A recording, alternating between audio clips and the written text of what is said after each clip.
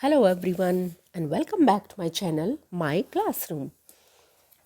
तो आज का हमारा लेसन है जो है यूपी बोर्ड की marigold book class 5th English किया। और हमारा लेसन है गुलिवर्स ट्रैवल्स। तो गुलिवर्स ट्रैवल्स हमने पढ़ लिया है। तो गुलिवर की कहानी शायद आप सभी ने सुनी होगी कि गुलिवर कैसे एक मतलब एक जगह पर फंस जाता है। गुलिवर जो एक सेलर था और जिसको दूसरी जगह को एक्सप्लोर करने में बहुत मतलब उसे अच्छा लगता था। और जब ऐसे ही एक बार वो कुछ एक्सप्लोर करते हुए एक ऐसी जगह पर पहुंच गया जहाँ पर बहुत बड़े बड़े आदमी या बोलो बहुत बड़े बड़े क्रिएचर्स रहते थे। और उन्होंने कैसे उसको उसको वहाँ से उठा लिया और वो बड़ा उसको समझ नहीं आ रहा था कि वो वहाँ से कैसे निकलेगा। और तो ये कहानी गुलिवर्स ट्रेवल्स उसकी अपनी ये उसकी ऑटोबायोग्राफी से ही लिया गया है। और ऑटोबायोग्राफी कहते हैं जब आप अपनी लाइफ का एक्सपीरियंस एक बुक में लिखते हो तो उस बुक को कहते हैं ऑटोबायोग्राफी। तो चलिए देखते हैं इसके कुछ एक्सरसाइज इस लेसन का। सबसे पहले है न्यू वर्ड्स। तो हमने कुछ न्यू वर्ड्स सीखे हैं इस लेसन में। पहला है बेलोइंग। बेलोइंग मीन्स वेरी लाउड नॉइज, मतलब बहुत ही ज़ोर से शोर करना। इनहेबिटेंट्स, ऑक्यूपेंट्स मतलब वहाँ पर रहने वाले। Barren, land with no vegetation. Barren means वैसे लाइक बंजर जिसको बोलते हैं, जहाँ पर कोई भी खेती नहीं हो सकती। एस्टॉनिशमेंट, एस्टॉनिशमेंट मतलब ग्रेटली सरप्राइज, मतलब बहुत ही ज़्यादा आश्चर्य होना। क्रम्बल्ड, ब्रोकन इनटू पीसेस, जैसे कभी कभी हम ब्रेड को ऐसे हाथ से ही जब हम उसको तोड़ते हैं उसको कहते हैं क्रम्बल्ड। ग्रैब, पिक सडनली मतलब एकदम से उठा लेना, जैसे झटके से कोई चीज़ उठा लेना, उसको कहते हैं ग्रैब। सो नेक्स्ट है रीडिंग इज़ फन। मतलब अब है कुछ question answers. Why did the captain send the man to the land. मतलब जो कैप्टन था शिप का उसने अपने आदमियों को उस लैंड पर यानी वो जो जगह थी वहाँ पर क्यों भेजा। तो चलिए देखते हैं उसने क्यों भेजा। इसका answer we will find out. The captain sent the man to the land to look for water. क्योंकि वो लोग इतने मतलब टाइम से उसमें सी में थे तो उनको पानी चाहिए था पीने के लिए, और सी का पानी आप नहीं पी सकते। तो कैप्टन ने जब वो ज़मीन देखी वहाँ पर तो उसने अपनी आदमी को भेजा कि जाओ वहाँ पर कुछ पानी ज़रूर होगा अगर यहाँ पर ज़मीन है तो उसने उनको पानी लेने के लिए या देखने के लिए पानी की खोज में वहाँ पर भेजा था। सेकेंड है why did the man rush back to the ship. Rush back मतलब बड़ी जल्दी से कहीं जाना, रश मतलब जल्दी जल्दी जाना। तो जो आदमी थे वो बहुत जल्दी जल्दी शिप की तरफ क्यों, वाई मतलब यहाँ आपको रीज़न दे रहे हैं, वो शिप की तरफ क्यों शिप की ओर क्यों गए या क्यों भागे या क्यों जा रहे थे। क्यों मतलब रीज़न आपको यहाँ पर देना है। तो चलिए देखते हैं क्या रीज़न है। रीज़न यही है, चलिए पहले इसको पढ़ लेते हैं हम इसका आंसर। तो why did the man rush back to the ship. तो मतलब वो जो आदमी थे वो शिप की तरफ क्यों उन्होंने वो जल्दी से भागे। तो यहाँ क्योंकि इसमें वाई पूछा गया है यानी आपको रीज़न देना है, तो सबसे पहले हमें रीज़न बताना पड़ेगा कि पहले वो वहाँ जो उस ज़मीन पर उस जगह क्यों गए। So the man explored the land but could not find any river और स्प्रिंग। तो पहले तो वो उस ज़मीन पर गए थे, उनको वो ज़मीन जो मिली वहाँ पर तो उन्होंने उसको एक्सप्लोर किया, बट वहाँ पर वो गए थे पानी लेने के लिए, पानी देखने के लिए, पर वहाँ पर उनको कोई भी पानी मतलब नदी या कोई स्प्रिंग यानी छोटा सा कोई झरना नहीं मिला। और any inhabitants on the land, और उस समय पर उनको कोई रहने वाला भी ऐसा दिखाई नहीं दिया कि शायद यहाँ पर कुछ लोग रहते हैं। Then they had to rush back. तो फिर उनको वापस क्यों भागना पड़ा शिप की तरफ, क्योंकि उन्हें लगा कि उनके पीछे because they were chased by a giant creature. तो क्योंकि जब एक जायंट क्रिएचर मतलब एक बहुत ही बड़ा जायंट मतलब बहुत बड़ा क्रिएचर मतलब आदमी जैसा लगने वाला वो जो क्रिएचर था प्राणी था वो उनको चेज कर रहा था यानी वो उनको पकड़ने की कोशिश कर रहा था। तो टू सेव देयर लाइफ, यहाँ पर आप ये भी लिख सकते हैं to save their life they had to rush back, RUSH, rush back to the ship. तो they were chased by a giant creature So to save their life they had to rush back to the ship. They had to rush back. तो ये था main कारण, उस बड़े से giant creature से बचने के लिए उन्हें शिप की तरफ भागना पड़ा. Now third, choose the correct answer. अभी आंसर हमें इनमें से ही चूज करना है. The first one, the giant carried a reaping hook because. अब रीपिंग हुक क्या होता है? ये है आपका रीपिंग हुक. मतलब जब आप कोई चीज़ ऐसी काटते हैं और फिर इसके ये जो हुक्स है इस पे से उसको ऐसे इकट्ठा करते हैं. तो जो जायंट वो जो क्रीचर थे वो अपने साथ रीपिंग हुक क्यों ले रहे थे? तो he was fighting with the other giants, क्योंकि वो दूसरे जो जायंट्स और बड़े बड़े जो क्रीचर थे उनसे लड़ रहे थे. He was going to reap the corn. वो कॉर्न को वहाँ से काट कर इकट्ठा कर रहे थे, करना था, मतलब उसके लिए जा रहे थे. He wanted to frighten Gulliver, और या वो उसको गुलिवर को डराना चाहता था. जी नहीं, तो giant carried a reaping hook because he was going to reap the corn. मतलब वो जो कॉर्न था वहाँ पर, कॉर्न की जो फसल थी उसको वहाँ पर वो काटना चाहते थे, काट कर इकट्ठा करना था. Second, they put Gulliver on the ground to look at him because. तो उन्होंने गुलिवर को जमीन पर रख दिया. बिकॉज, क्यों रखा जमीन पर? First, they had never seen a human before. उन्होंने पहले कोई आदमी नहीं देखा था. They thought he was a doll. उन्होंने सोचा ये कोई डॉल है. They had never seen such a tiny man. तो ये थर्ड है इसका आंसर, क्योंकि उन्होंने पहले कभी भी इतना छोटा, टाइनी मतलब बहुत ही छोटा आदमी नहीं देखा था, क्योंकि वहाँ उस जमीन पर सभी बहुत ही बड़े बड़े क्रिएचर थे. थर्ड है Gulliver was a farmer, a seller, a dwarf और अ जायंट. तो गुलिवर क्या था? गुलिवर एक सेलर था. ना तो फार्मर था, ना ड्वार्फ था और ना जायंट था. गुलिवर क्या था? एक सेलर था. Now next, fourth, name the creature to whom you would look like Gulliver. The creature is now extinct. मतलब ऐसे प्राणी का नाम बताओ जो you would look like Gulliver, जो क्रीचर इज नाउ एक्सटिंक्ट, पर ये गुलिवर जो क्रीचर है वो अब नहीं है. The word begins with the letter dinosaur. It is DIANA, Diana, SAUR. वो भी डायनासोर है जो ये क्रीचर अभी नहीं है. सो नेक्स्ट है हमारा, from the text right the sentences that tells you the following. मतलब यहाँ पर जो हमने बुक में पढ़ा है वहीं से ये इसका आंसर हमें मिल जाएगा. फर्स्ट है, the giant reapers were fascinated by Gulliver. तो जो जायंट वो जो रीपर्स थे, वो जो क्रिएचर थे, वो गुलिवर से बहुत फैसिनेट मतलब उसकी तरफ बहुत आकर्षित हुए. क्यों? तो यहाँ पर आप लिख सकते हैं they have not seen a tiny man. क्योंकि उन्होंने उससे पहले कोई भी टाइनी ऐसा छोटा सा आदमी नहीं देखा था, तो उनको बड़ा वो फैसिनेटेड लगा. Gulliver was a learn man. Learn कहते हैं जिसको बहुत ज़्यादा ज्ञान हो. तो यहाँ पर हमारा आंसर हो सकता है Gulliver new several languages. LANGUAGESS. Gulliver को बहुत सारी भाषाएं आती थी, इसलिए वो एक बहुत ज्ञान वाला आदमी था. क्योंकि गुलिवर उनको सेवरल लैंग्वेजेस में बता रहा था. जब एक जायंट क्रिएचर ने उसको पकड़ लिया था तो गुलिवर उसको कुछ बोलने की कोशिश कर रहा था अलग अलग भाषाओं में, कि शायद ये मेरी कोई भाषा समझ ले. Third, the farmer son thought Gulliver was a toy. अब फार्मर के बेटे को भी लगा कि गुलिवर तो एक टॉय है. अब उसे कैसा क्यों लगा? Because Gulliver was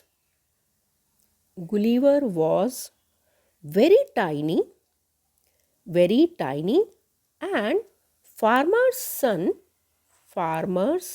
son was very giant. GIANT, very giant. तो इसलिए फार्मर के बेटे को लगा शायद ये एक टॉय है. The farmer's wife was a kind hearted woman. Because इसको यहाँ से आप शुरू कर सकते हैं. The farmer's wife covered covered Gulliver with a white handkerchief, HANDKERCHIEF, handkerchief, इसलिए वो एक काइंड हार्टेड वुमन थी। चलिए नेक्स्ट, लेट अस टॉक। तो अभी यहाँ पर हम कुछ लेट अस टॉक, इसमें हमारा कुछ ये, read the following sentences carefully. The giant farmer's voice was as loud as a bellowing trumpet. तो जो जायंट जो फार्मर था उसकी वॉइस कैसी थी? एज लाउड एज बिलोइंग टप। यहाँ पे दो चीज़ों का कंपैरिजन किया गया है या बताया गया है, नॉट कंपैरिजन, बताया गया कि एक चीज़ ऐसी थी जैसे, मतलब ये दूसरी, मतलब वो इतनी ऊंची थी, इतनी जोर से थी, जैसे बेलोइंग ट्रम्पट, जैसे कोई ट्रम्पट जैसे बजा रहा हो। ट्रम्पट क्या होते हैं? ट्रम्पट होते हैं जब हाथी जब बोलता है उसकी आवाज़ को बोलते हैं ट्रम्पट, और उसकी आवाज़ अगर हाथी बोलेगा तो उसकी आवाज़ दूर तक सुनाई देती है। तो इसलिए यहाँ इसको बोला गया कि उसकी आवाज़ भी ऐसी ही ज़ोर से थी जैसे कोई बेलोइंग ट्रम्पट, यानी हाथी कोई बहुत ज़ोर से बोल रहा है। The giant farmer's voice as loud as thunder. अब ये देखिए, जब बिजली कड़कती है तो वो भी बहुत ज़ोर से उसकी आवाज़ आती है। तो या तो हम ऐसे बोल सकते हैं कि उसकी आवाज़ ऐसी थी जैसे कोई बेलोइंग ट्रम्पट, यानी कोई हाथी बोल रहा है, या उसकी आवाज़ ऐसी थी जैसे बिजली कड़क रही है। तो मतलब हम जब किसी चीज़ का, इनको बोलते हैं हम सिमली, SIMILE, सिमली। सिमली ये एक फिगर ऑफ स्पीच होते हैं जब आपकी लैंग्वेज को इम्प्रूव करने के लिए, यानी इंग्लिश लैंग्वेज को बहुत अच्छा बोलने के लिए ये हम सिमलीज अपनी कॉन्वर्सेशन में यूज़ करते हैं। When something is very cold, we say it is as cold as ice. अब देखिए एक और एग्जाम्पल है कि जब कोई बहुत चीज़ ठंडी होती है तो हम कैसे कहते हैं कि it is as cold as ice, क्योंकि हम जानते हैं बर्फ़ बहुत ठंडी होती है। तो इसलिए हम जब बताना है कि अरे ये चीज़ तो ऐसी है जैसी बर्फ़, मतलब इतनी ठंडी है, this is because ice is very very cold, क्योंकि तो मतलब उसका जो एक तरह से ये बताया गया सिमली, मतलब बिल्कुल उसके जैसा है, उसकी क्वालिटी बिल्कुल इसकी जैसी है, then we use this Simli. तो चलिए पढ़ते हैं कुछ और इसके examples. Now complete the following, use the words given in the box. अब हमारे पास ये कुछ यहाँ पर वर्ड्स हैं जिनको हमें यहाँ पर कंपैरिजन करना है। मतलब जैसे as loud as thunder, as dash as a feather. अब फेदर क्या होता है? फेदर किसी भी जो पक्षी का जो फेदर होता है वो बहुत ही लाइट होता है, मतलब बहुत हल्का होता है। तो ये है इसका सबसे पहले लाइट। तो अगर आपको किसी चीज़ को कंपैरिजन करना है कि वो बहुत हल्का है, so you can say it is as light as a feather. अभी दूसरा एज अ टॉर्टोइज। अब टॉर्टोइज क्या है? टॉर्टोइज बहुत स्लो चलता है, तो उसकी जो क्वालिटी है बहुत स्लो चलना है। तो अगर आप बोलेंगे स्लो, सो ही, अब बहुत से बच्चे बहुत स्लो लिखते हैं, तो you can write she writes as slow as tortoise, या वो बहुत इतनी स्लो वॉक करती है, right. My friend walks as slow as a tortoise, मतलब मेरी जो फ्रेंड है वो टॉर्टोइज की तरह स्लो चलती है। As dash as honey. अब हनी क्या होता है? मीठा होता है, तो as sweet, as sweet as honey, मतलब इतना मीठा है जितना शहद। Then as dash as snow. अब स्नो क्या होती है? स्नो ठंडी भी होती है, बट स्नो बहुत वाइट होती है। तो जब भी हम वाइट का कुछ देखते हैं कि ये चीज़ इतनी सफ़ेद है जैसे स्नो, तो यहाँ पर आएगा वाइट, ये white. Now dash as an ox. अब ऑक्स क्या होता है? ऑक्स बहुत स्ट्रांग होता है, तो as strong as an ox. तो सपोज जब कुश्ती होती है, कुश्ती में दो आदमी लड़ रहे हैं, तो आप एक ओपोनेंट को बोल सकते हैं he is as strong as an ox, मतलब वो इतना ताकतवर है जितना ox. As dash as night. अब नाइट क्या होती है? नाइट ब्लैक होती है, एज ब्लैक एज नाइट, मतलब इतनी काली है जितनी रात, आप इसको लिख सकते हैं। रोज़। अब रोज़ का कंपैरिजन सबसे ज़्यादा होता है रेड के साथ, क्योंकि जब भी हम कहते हैं रोज़ तो हमारे दिमाग में एकदम से रेड कलर आता है, तो it is as red as a rose. Toast. Toast को यहाँ आप वार्म भी कह सकते हैं, it is as warm as a toast, मतलब टोस्ट है ये इतना गर्म है जितना टोस्ट। ब्रीज। ब्रीज होती है जेंटल, सो जेंटल। जो ब्रीज मतलब बहुत ही मतलब एकदम ठंडी ठंडी सी धीमी धीमी सी जो हवा चलती है उसको बोलते हैं ब्रीज, और वो बहुत जेंटल होती है, इसको यूज़ करते हैं हम जेंटल के लिए। तो ये सभी सिमिलीज आप अगर याद करेंगे तो आप अपनी लैंग्वेज को बहुत अच्छे से जब भी बोलेंगे तो and you if you use all these things और whatever you have to use in your language, in your spoken language, then you can make impression on others that yes, your language is really good. अभी next है use the above expressions to complete the following sentences.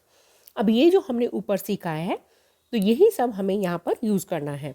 The old man's hair is as white, तो बूढ़े आदमी की hair as white, इतने white हैं जितनी snow.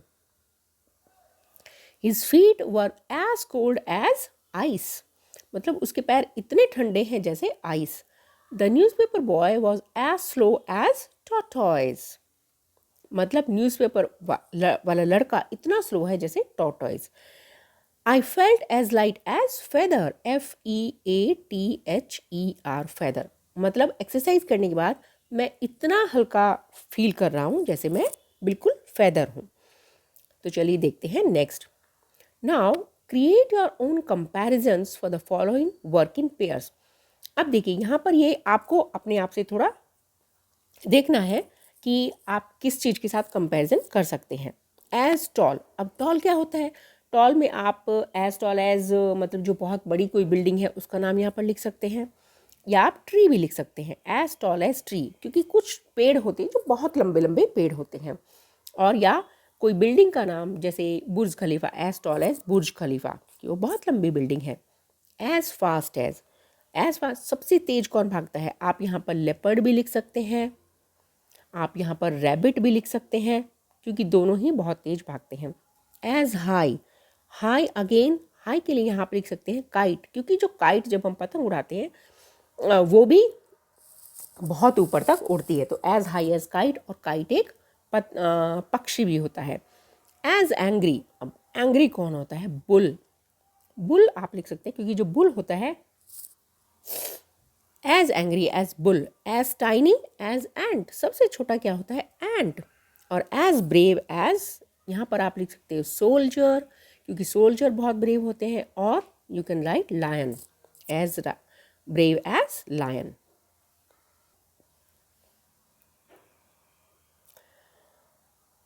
There are many reasons why something happens, तो जब भी कुछ होता है उसके पीछे कुछ ना कुछ रीजन्स होते हैं, यानी कारण होते हैं। अभी फॉर एग्जाम्पल ये एक इवेंट है, मतलब एक सेंटेंस है, Gulliver could not climb the fence because. अब गुलिवर जो वो फेंस थे उनके ऊपर क्यों नहीं चढ़ पाया? उसके यहाँ पर रीजन्स क्या हैं? फर्स्ट है every step was 6 feet high, जो हर एक जो स्टेप था वो 6 फीट ऊंचा था। Second, he saw one of the giants coming towards him, उसने देखा कि उसकी तरफ जो एक जायंट्स था वो उसकी तरफ आ रहा था। ही रैन टू हाइड हिमसेल्फ, वो अपने आप को छिपाने के लिए, छिपने के लिए वहाँ से भागा। तो इसलिए वो उस पर, तो कुछ भी रीजंस हो सकते हैं। जब भी कोई काम होता है, कोई भी इवेंट होती है, कोई भी इंसिडेंट होता है, उसके पीछे कुछ ना कुछ कारण हमेशा होते हैं। So all the 3 are reasons why Gulliver was unable to climb the fence. तो ये सभी रीज़न है कि जो गुलिवर था वो फेंस पर क्यों नहीं चढ़ पाया था। तो नेक्स्ट है हमारा, सो all the 3 regions why Gulliver, तो यहाँ पर now look at the pictures and discuss in the group why the following events happened, you may find more than one reason for each of them. तो चलिए, ये एक हमारे पास एक door है जहाँ पर लिखा हुआ है प्ले कैंसल्ड, नोटिस, मतलब एक नोटिस लगा हुआ है किसी डोर पर। प्ले कैंसिल मतलब शायद यहाँ पर कुछ प्लेज होते होंगे, कुछ नाटक, यानी ये थिएटर है। तो प्ले कैंसिल हो गया है, सपोज आज शाम वहाँ प्ले था, कोई नाटक था और वो कैंसिल हो गया है। अब कोई लोग अगर आते हैं तो वही नोटिस पढ़ेंगे और वापस चले जाएंगे। बट ये प्ले जो है, नाटक क्यों कैंसिल हुआ, इसके पीछे ज़रूर कुछ ना कुछ रीज़न होगा। तो वो रीज़न कुछ भी हो सकता है। Maybe the actors, ACTO, actors were not available, were not, AVAILABLE, maybe actors नहीं मिले उनको, इसलिए कैंसिल हो गया। Second, maybe someone fell ill, SOM, someone, और सम एक्टर्स फेल इल, मतलब कोई बीमार पड़ गया, ये भी हो सकता है। ठीक है। नंबर 3, मे बी वहाँ पर कुछ एक्सीडेंट हो गया, और there was an accident on the stage, or they could not arrange the lights or something on the backstage. मतलब स्टेज के पीछे कहीं कुछ एक्सीडेंट हो गया, तो इसलिए उनको ये जो प्ले है, नाटक है, कैंसिल करना पड़ा। तो ओके, नाउ नेक्स्ट है, ये एक पिक्चर है, यहाँ पर एक कपल वॉकिंग जा रहा है। तो अब कपल अब ये देखिए, मून है तो इट मीन्स ये रात है। तो ये वॉकिंग क्यों जा रहा है, इसके पीछे भी कुछ रीज़न हो सकते हैं। Maybe couple wanted to go for a walk after dinner. कुछ लोग हमेशा रात को खाना खाने के बाद या डिनर के बाद वॉकिंग के लिए जाते हैं, तो शायद इसलिए वो रोज़ जाते हैं, तो इसलिए जा रहे हैं। सेकेंड, हो सकता है वो किसी मिलने जा रहे हैं जो उनके पास में ही रहता हो। They wanted to meet their friend who lives nearby. ये भी आप लिख सकते, जो पास में ही रहता है। नंबर 3 है, it was a cool night.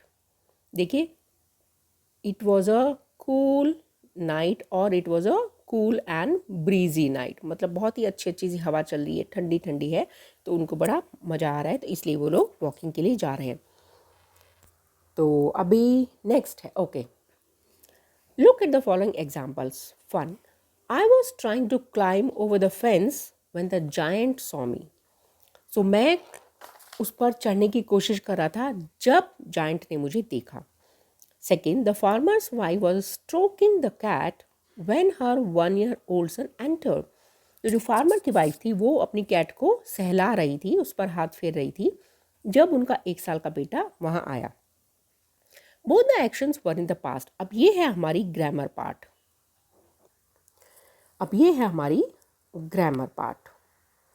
Grammar, और ये जितने भी हमने सेंटेंस पढ़े ये है पास्ट टेंस। तो when the first one was going on in the past, the second one happened. तो past tense जो होता है वो मोस्टली हम कब यूज़ करते हैं? ज़्यादातर जब हमारा कोई एक सेंटेंस हो रहा होता है, यानी कोई एक चीज़ हो रही होती है और उसी टाइम कुछ दूसरी इंसिडेंट होता है। तो ये है हमारा, दोनों एक्शन पास्ट टाइम में हुए एक साथ, पहले एक हुआ उसके बाद दूसरा हुआ। Match the following and right complete sentences in the lines.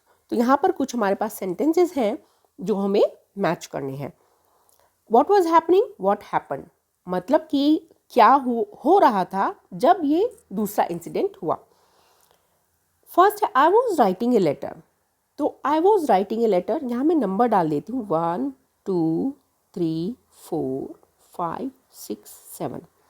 अब देखिए, I was writing a letter, यहाँ पर कुछ भी हो सकता है। My pen ran out, the lights went out.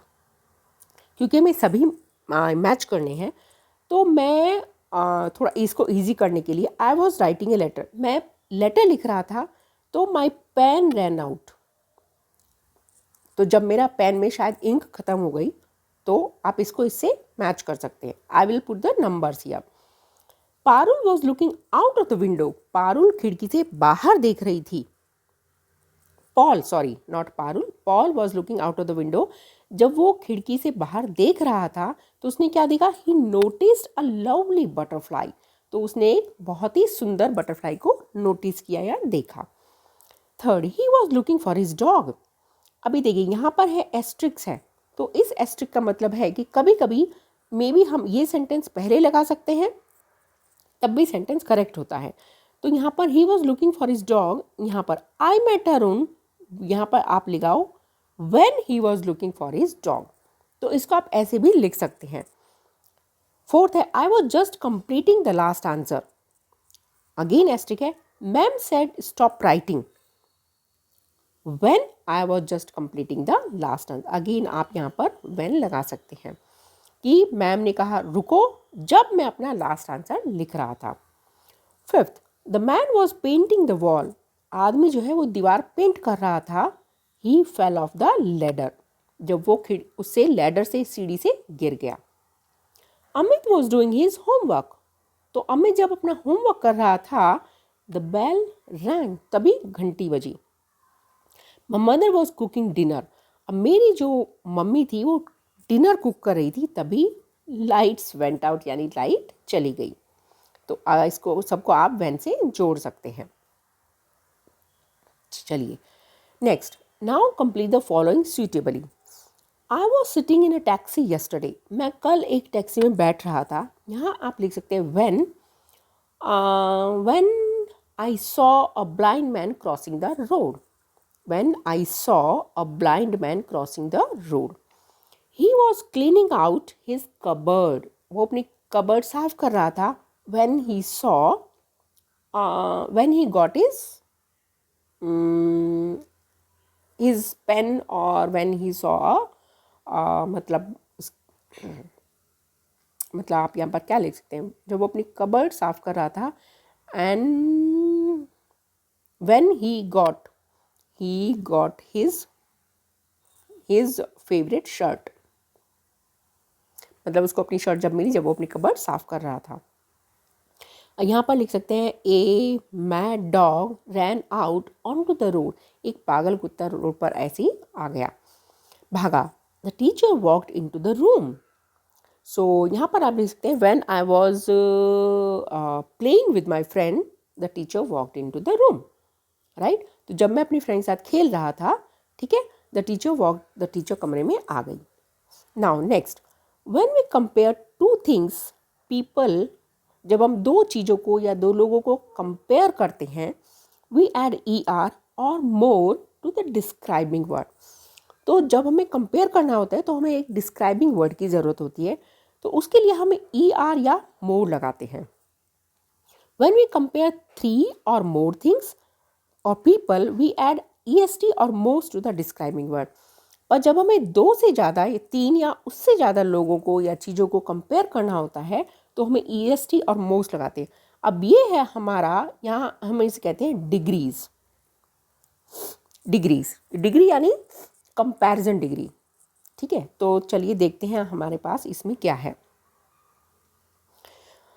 अब जैसे ये है, look at the following examples when first 2 are compared and when all 3 are compared. तो पहला हमारा fast, faster and fastest.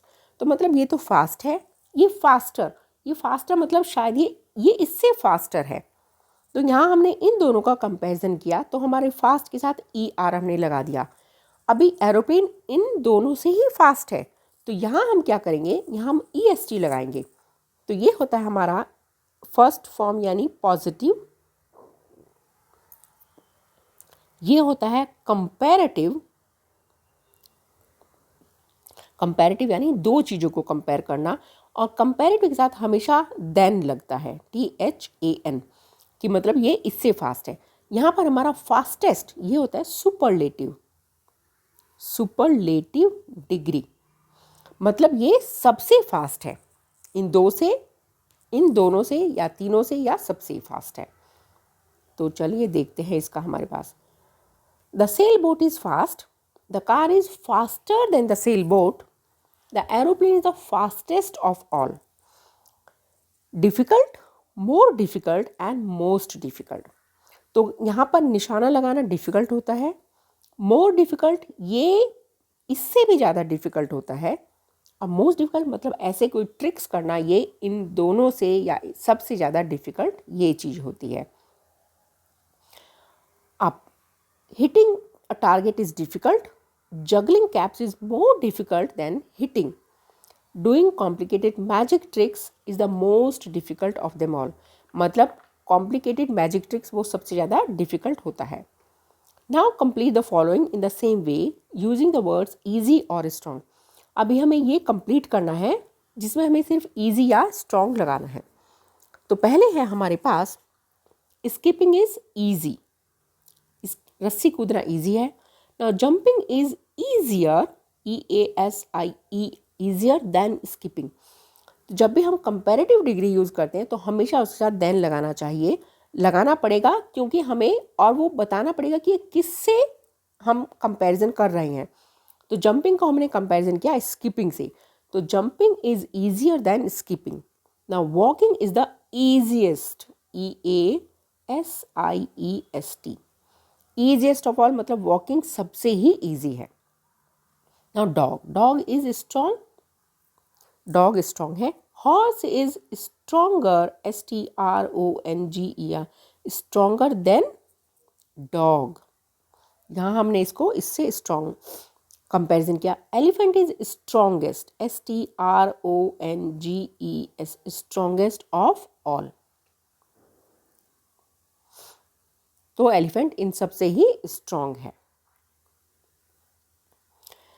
Now complete the following in the same way. अभी हमें same ये और यूजिंग द वर्ड जूसी और exciting. The word may vary according to your choice. अभी हमें जो हमने कंपैरिजन किया था वही हम सेम कंटिन्यू करेंगे। और हमारे पास यहाँ है कुछ फ्रूट्स हैं, हमें जो वर्ड्स यूज करने हैं जूसी एंड एक्साइटिंग। तो Apple, Apple is juicy, Apple juicy होता है। ऑरेंज इज, यहाँ पर आप लिख सकते हो कि juicy, juicier than apple. Orange apple से ज़्यादा जूसियर होता है। और sugar cane is the juiciest of all, juiciest of all, juicier than apple। तो मतलब ऑरेंज एप्पल से जूसियर होता है, पर शुगर केन जो है वो सबसे जूसियस्ट होता है। Rock climbing exciting, rock climbing is exciting होता है, बहुत sky skiing is exciting, is यहाँ पर हमें लगाना पड़ेगा more exciting, more exciting than rock climbing। और river rafting is most exciting। यहाँ पर आप एक्साइटियर या एक्साइटेस्ट नहीं लिख सकते। जो इस तरह के बड़े वर्ड होते हैं उनके साथ हम मोर एंड मोस्ट लगाते हैं। कंपैरेटिव डिग्री के लिए मोर एक्साइटिंग एंड सुपरलेटिव के लिए most exciting of all. Now fourth, correct the use of the describing words in the following sentences। अभी यहाँ पर कुछ मिस्टेक्स हैं जो हमें करेक्ट करनी है, जो डिस्क्राइबिंग वर्ड्स हैं करेक्ट करने हैं। This is the simpler problem of them all. Simpler है यानी ER है यानी कंपैरेटिव है, बट यहाँ पर देम ऑल मतलब सबसे ज़्यादा। तो जब सबसे ज़्यादा यानी हम सब में कंपैरिजन करते हैं तो हम सिंपल यानी कंपैरेटिव डिग्री यूज़ नहीं करते हैं। देन वी यूज़ मोस्ट यानी कम superlative degree. So this is the simplest problem of them all. तो कंपैरेटिव की जगह हमें यूज़ करना पड़ेगा superlative. Which is the lightest of the two parcels. अभी जब हम दो चीज़ों के बीच में कंपैरिजन करते हैं then we use comparative degree. तो लाइटेस्ट तो हमारा सुपरलेटिव डिग्री है, तो यहां पर आएगा lighter, lighter than. Which is the lighter than, which is the lighter of the two parcels, मतलब दोनों में से कौन हल्का है, कौन सा हल्का है, यानी दो चीजें हैं। वे he is cleverer than I am. अब ये क्लेवरर एकदम बराबर है क्योंकि यहाँ पर हम दो लोगों में कंपैरिजन कर रहे हैं, ही एंड आई, उसमें और मेरे में। तो दो चीज़ों में कंपैरिजन होता है, देन वी यूज़ कंपैरेटिव और साथ में than. I like this the best of the two. अब यहाँ पर बेस्ट है ऑफ द टू, अगेन दो चीज़ों में कंपैरिजन है, तो यहाँ पर हम बेस्ट यूज़ नहीं करेंगे, यहाँ पर हम यूज़ करेंगे better. I like this better of the to, मतलब दोनों में कौन सही है, कौन सा ज़्यादा ठीक है। The flood became badder as the rain increase. Badder कोई वर्ड नहीं होता है यहाँ पर, बैड ये शायद बैड से लिया गया है और वो होता है the flood became worse as the rain increase. तो जैसे ही बारिश बढ़ी फ्लड बिकेम वर्स, मतलब बाढ़ जो है बहुत भयानक हो गई, बहुत खराब हो गई। तो ये हमारा बैड वर्स वर्स्ट, और यहाँ पर है गुड बेटर बेस्ट। तो दो चीज़ें हैं तो बेटर आएगा, यहाँ पर फ्लड के लिए यहाँ पर वर्स आएगा, flood became worst.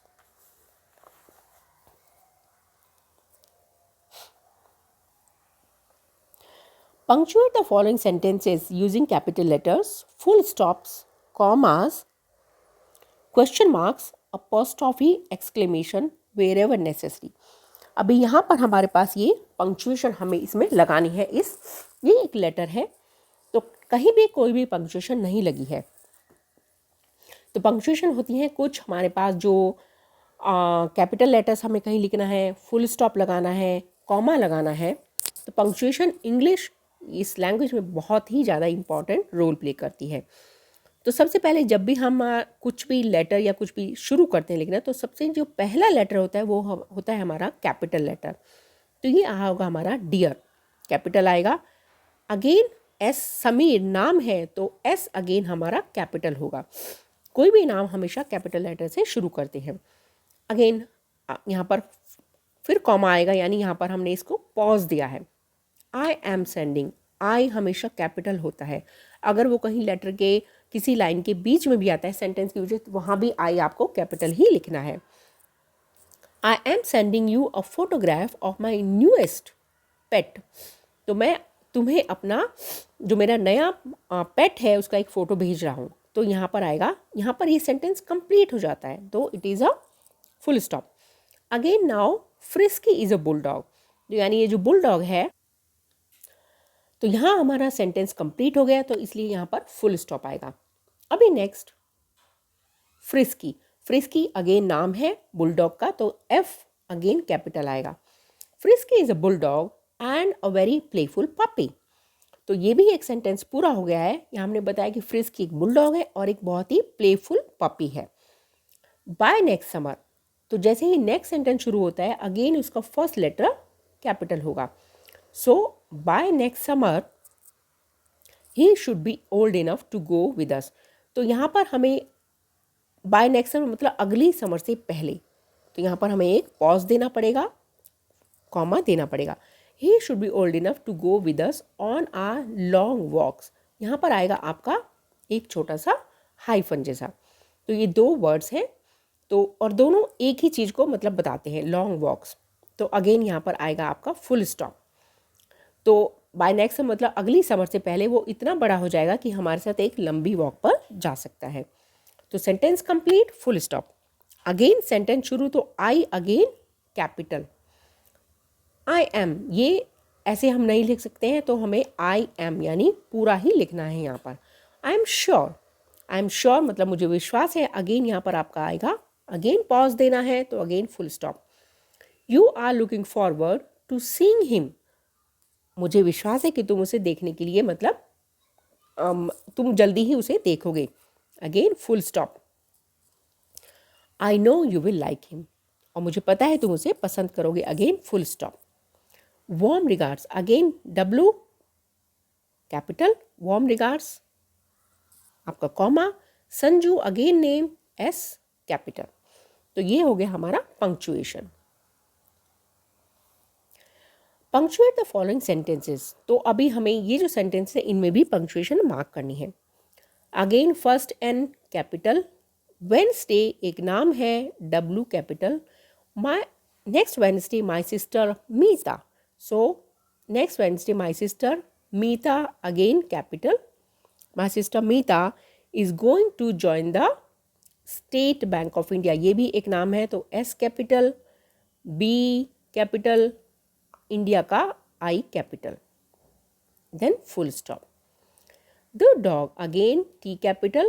The dog wags its tail when it's pleased, but a cat waves its tail when it's angry. Cap. Full stop. Now, when, W capital. I went fishing. I caught when I went fishing, comma. I caught an old shoe, comma. क्योंकि यहाँ आप दो चीज़ों को अलग अलग बता रहे हैं, एन ओल्ड शू और प्लास्टिक बैग, दो अलग अलग चीज़ें हैं, तो हमें कॉमा लगाना पड़ेगा। आई कॉट एन ओल्ड शू, मैंने एक ओल्ड शू पकड़ा या मिला, और प्लास्टिक बैग एक प्लास्टिक बैग। एंड अब क्योंकि प्लास्टिक बैग और बैड कोल्ड के बीच में एंड है, तो यहाँ हमें कॉमा लगाने की ज़रूरत नहीं है। Plastic bag and a bad cold, full stop. She, S capital, she fed the baby, वो फेड द बेबी, उसने बेबी को फेड किया यानी उसको खाना खिलाया। वॉश द डिशेज, डिश को साफ किया, comma, put the lights off, light को बंद किया, एंड वेंट टू स्लीप। तो again put the lights off, went to sleep, इसके बीच में एंड है तो यहाँ पर आपका कॉमा नहीं लगेगा। फिफ्थ है again W capital, wasn't Tim, Tim एक नाम है तो T capital. Tim born on the 26 of January 1989, ये एक क्वेश्चन है, जो वॉजन से शुरू हुआ है तो यहाँ पर आपका क्वेश्चन मार्क आएगा।